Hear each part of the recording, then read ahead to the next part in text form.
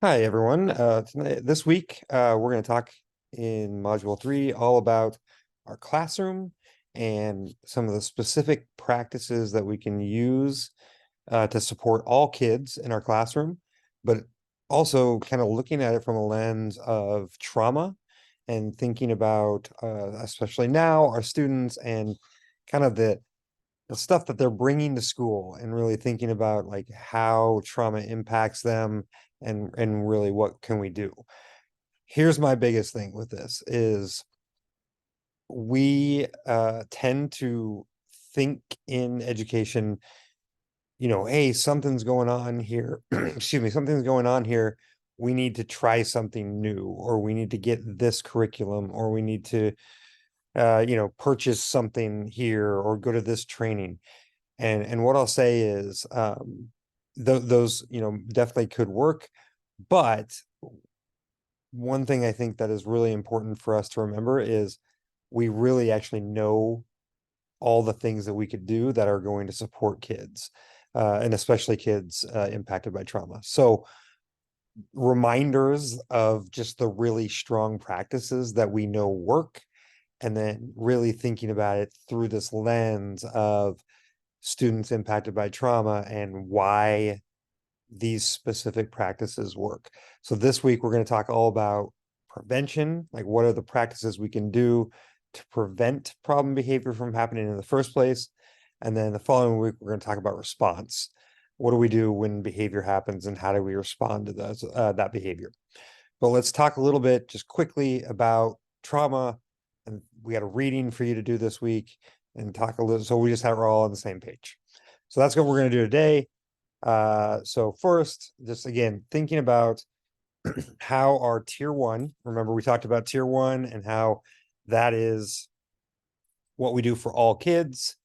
We're going to talk about specifically our effective classroom practices and how these support students impacted by trauma and those effects of trauma, and thinking about how that unresolved trauma then can really affect the behavior that we might see in our classroom and what we do about that. So really thinking about, what are those really strong practices that we do? I'm going to give you an opportunity to self-assess and think about your personal settings of what that could look like or what that looks like, and just kind of have those conversations. So that's kind of our goal for this week. So think about, again, setting the stage here in terms of trauma. A couple things to remember. One, trauma is definitely real. We've seen, kids coming to school with so much more on their minds, things going on at home. Obviously, the pandemic kind of amplified everything as well. Kids are starting to kind of get back into the routine of school, but they're bringing so much more. So that trauma is very much prevalent, probably even more than we know, because oftentimes it'll present itself more on that internalizing side of behavior more than externalizing. So recognizing that trauma is real and that it's prevalent in our schools and in our classrooms is really the first step. We know that trauma is really toxic to our brains. It's going to affect our development and our learning. And I think at the end of the day, as educators, what we're trying to do is build that positive learning environment that's consistent and safe so that children can grow and learn and succeed. Let's talk a little bit more. So really, when we think about trauma, we're talking about extreme or chronic stress that overwhelms a person's ability to cope. And it often results in feeling vulnerable and helpless and afraid. Trauma can come from, say, one event or a series of events, things that are witnessed, things that are experienced. It's very, it's just going to be individualized, right? Like this experience that kids have and the impact of that experience is going to cause different things. And again, when we think about these things that are happening in trauma that kids bring, it interferes with a lot of things at school, right? It interferes with the relationships that they build with their peers, with you, with adults in the building. It could interfere with their self-regulation. It interferes with their belief about themselves. all this stuff that's kind of happening. And again, we kind of almost sometimes, in talking to teachers, we just feel helpless and like, what can we do to support our kids in this way?